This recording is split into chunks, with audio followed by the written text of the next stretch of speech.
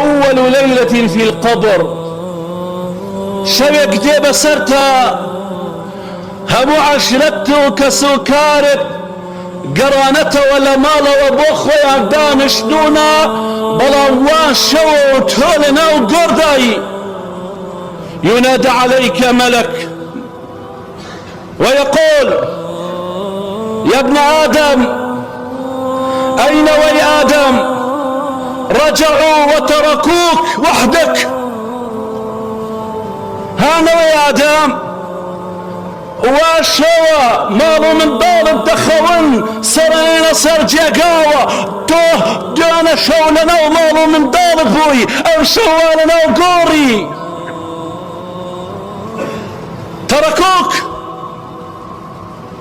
بجيت ينهيش بتاكي تنها او كاتب دنياتان دكموا اگر دتوي شو نبيني لناو گۆڕە شەونێشکە ئەتەوێ تاریکی ناو گۆڕ نەبینی گۆڕەکەت ڕۆژ نابێ باخچەیەک بێ لە باخچەکانی بەهەشتی بەرین ئاگاد لە ڕفتار و گفتارت بێ.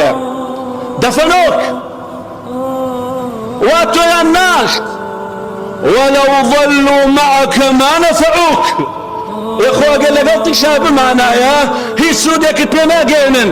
دەتۆ کەسێک دەمرێ خۆشەویستێکت دەمرێ ئەو شەوە مەگەڕێرەوە تا بەیانی لە دیار گۆڕەکەی بە هیچ سوودی پێ ناگەێنی.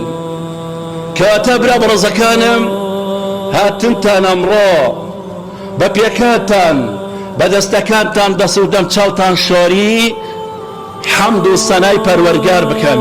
کەسانێک هەن زۆرن حەزیان دەکرد ئامادە بن لەیلاکە بەڵام ناساغن، بەڵام هەیە لە گۆڕستانەکان ڕاکشاون ناتوانن بێن، ناتوانن جارە ترسن و بنەوە دەفتەری ئەعمالیان قەپات بووە. بەڵام ئێمە هێشتا کە دەفتەری ئەعمالمان ماوە ڕۆژانە دەنووسرێ ئەوەی کەوا خودای گەورە پێی خۆشە با ئەوانت لێ ببینێت و فرشتەکان تۆماری بکە.